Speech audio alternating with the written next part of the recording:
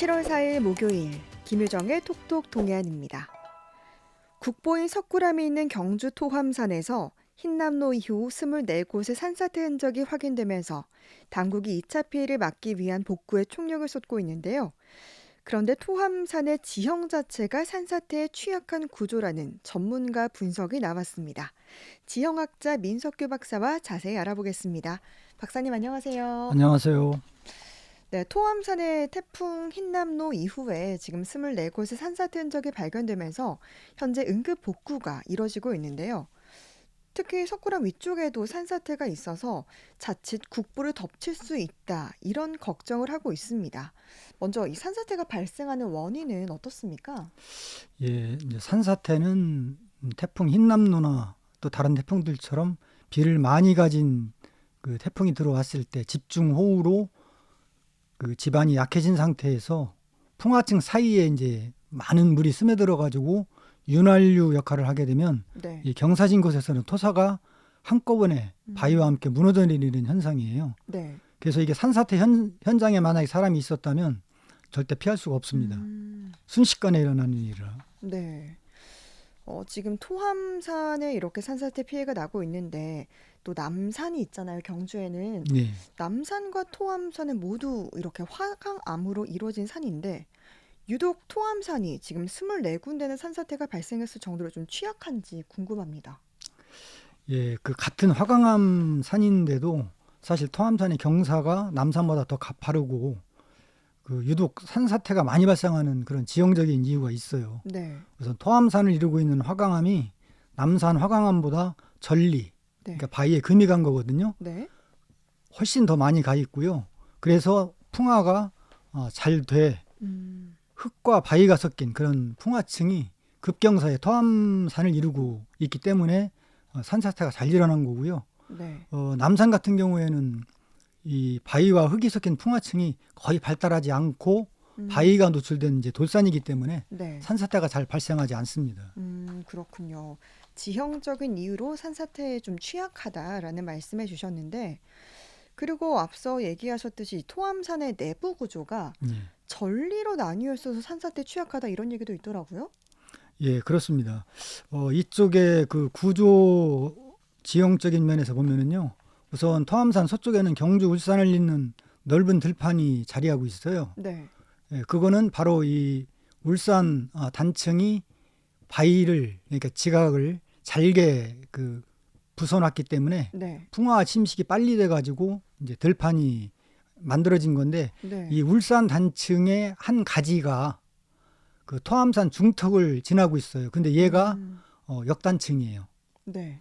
그래서 이 역단층인 그 울산 단층의 가지를 경계로 해서 동해 쪽 지각이 서쪽 지각을 그 타고 올라가는 그런 그 역단층이 일어나고 있기 때문에 네. 동사면보다 토함산의 서사면, 즉 불국사 쪽이 훨씬 더 상대적으로 경사가 가팔라요. 네. 그리고 현재 우리가 살고 있는 지질시대가 신생대 제4기인데 네.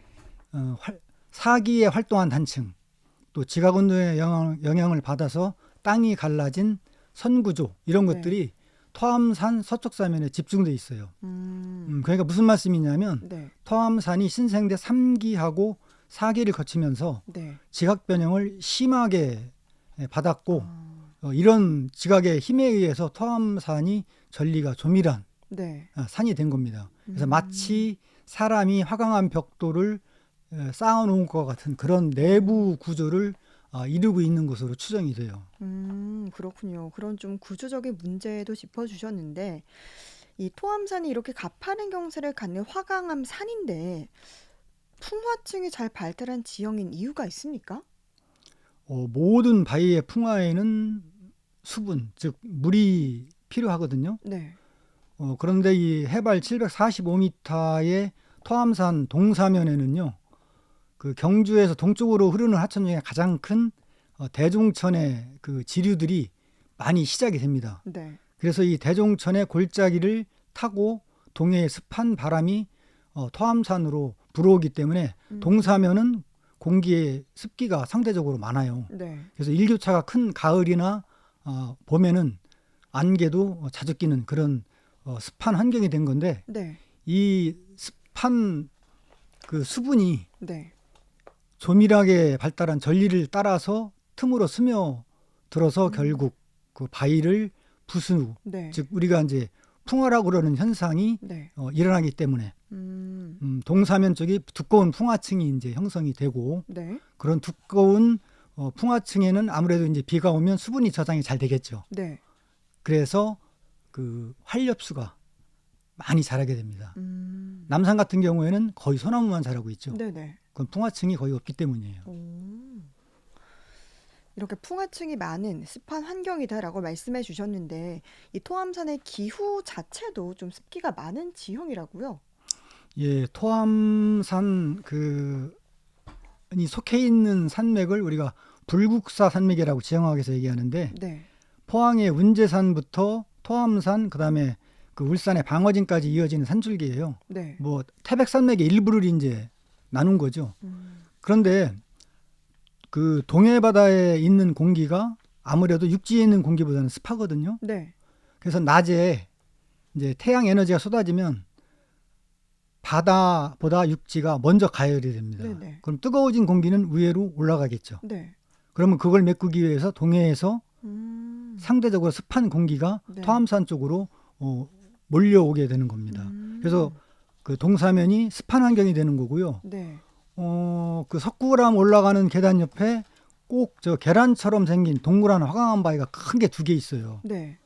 근데 그 표면을 보면은 파랗게 이끼가 빽빽히 끼어 있거든요. 네. 그거는 굉장히 습한 환경이라는 얘기입니다. 그래서 기후 지형학적인 측면에서 네. 이 토암산 동사면은 상당히 그 습한 환경을 이루고 있다 이렇게 말씀드릴 수가 있어요. 네. 그러니까 기후 자체도 좀 습기가 많은 지형이다라는 말씀인데 이 앞서 토암산이 풍화층이 잘 발달된 산이라서 산사태에 취약하다라고 하셨잖아요. 그러면 뭐 전리가 이렇게 좀 조밀하면 암석의 풍화가 잘 되는 이유도 있지 않습니까? 예, 이제 전리라는 것은 바위에 이제 금이가 있는 건데 저 갈라진 틈이거든요. 네. 이게 바위에 틈이 많으면 하늘에서 내린 빗물이 스며들 수 있는 네. 훨씬 더 전리가 그 조밀하지 않은 지역보다 많은 물이 스며들게 돼요. 네네.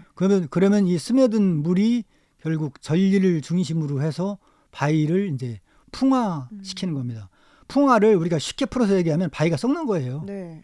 즉 바위가 자갈, 모래, 흙으로 분해되는 걸 말하는 거거든요. 네네. 이 전리로 스며든 물이 이제 바위를 구성하는 광물 중에 네. 칼슘이나 나트륨 같은 애들은 물에 잘 녹아요. 네. 그러면은 그 화강암을 견고하게 채우고 있던 이런 애들이 빠져나오면은 아무래도 광물이 빈자리가 생기니까 그 조직이 느슨해지잖아요. 네. 그러면서 풍화가 이루어집니다. 이걸 화학적 풍화라고 그러고 네. 우리나라는 기온이 높고 더운 여름철에 이 화학적 풍화가 많이 일어나요. 반대로 겨울에는 네. 이 전리 틈으로 들어가는 물이 없니다. 우리가 냉장고에다가 그 유리병에 물을 가득 채워서 냉동고에 집어넣으면 유리병이 터져요. 네. 왜냐하면 물이 얼면 9% 정도 부피가 증가하거든요. 네. 그렇죠. 그런 방식으로 겨울에는 바위 틈에 물이 얼어서 바위를 깨트리는 겁니다. 이걸 우리가 물리적 풍화라고 얘기를 해요. 네. 그리고 토암산에는 마애불이 없어요. 네. 화강암 절벽면에 새긴. 왜 그러냐면은 전리의 간격이 어느 정도 넓어야 마애불을 새길 그런 그 면적이 나오는데 너무 조밀하니까 네. 이 마애불을 새길 수가 없는 거예요. 그래서 전리가 조밀할수록 물이 잘 스며들고 풍화가 잘 되는 겁니다. 네. 그러니까 결론적으로는 뭐 여름이든 겨울이든 풍화에 아주 유리하다? 능하다? 네, 라고 할 수가 있을 것 같은데 토암산의 지형 구조상 산사태에 취약하기 때문에 이렇게 비가 많이 오면 또 더 큰 피해가 생길 수 있다는 거잖아요. 그렇죠. 그러면 우리가 대비를 해야 될 텐데 어떻게 좀 대비를 해야 한다고 보십니까? 우선 지금 이제 장마철에 들어섰는데요.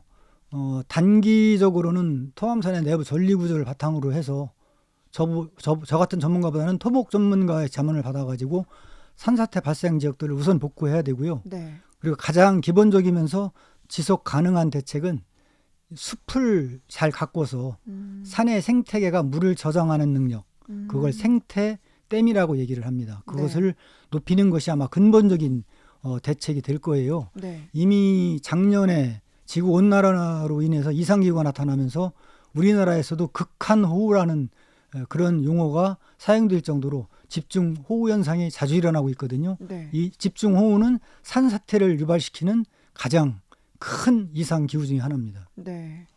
그래서 그 토암산 주변 골짜기에도 많은 분들이 살고 계시기 때문에 포항시청에서는 이분들을 호우 시에 적절히 대피시킬 수 있는 네. 그런 재난 예방 시스템이 갖춰져야 될 거라고 봅니다. 네, 정말 뭐 자연적인 현상을 우리가 바꿀 순 없지만 좀 미리 알고 대비를 하는 게 정말 필요해 보이는데요. 끝으로 더 하시고 싶은 말씀 전해주시죠. 예, 결국 그 토암산은 화강암 블록을 쌓아놓은 것 같은 그런 지각 운동에 의한 그 취약한 전리 구조, 또 동사면에 동해의 영향을 받은 습한 환경이 바위하고 또 그 흙이 섞인 풍화층을 만들어서 거기다 경사까지 급해서 산사태 위험이 아주 높습니다. 네. 그러니까 이런 거에 대한 그 관리공단의 그 관리가 필요해요. 삼국사기에 경주 지역의 지진 이력이 잦아요. 네. 경주 분지 가운데에서 양산단층과 울산단층이 교차합니다. 단층이 두 개나. 네. 그러니까 거기는 돌이 더 많이 부서졌겠죠. 그래서 먼저 풍화와 침식이 일어나서 거기는 들판이 된 거고 네. 주변은 산으로 남아서 경주 분지가 된 겁니다. 그러니까 결국 우리가 원인을 먼저 알고 네. 그 다음에 단기 대책과 장기 대책을 적절히 이용해서 이번에 그 석굴암 같은 경우 이번 장마철을 잘 넘길 수 있도록 대비책을 마련하기를 바랍니다. 이상입니다. 네, 토암산의 지형 자체가 이 산사태의 취약한 구조라는 전문가 분석 결과 살펴봤습니다. 지형학자 민석규 박사와 함께했습니다. 고맙습니다. 감사합니다.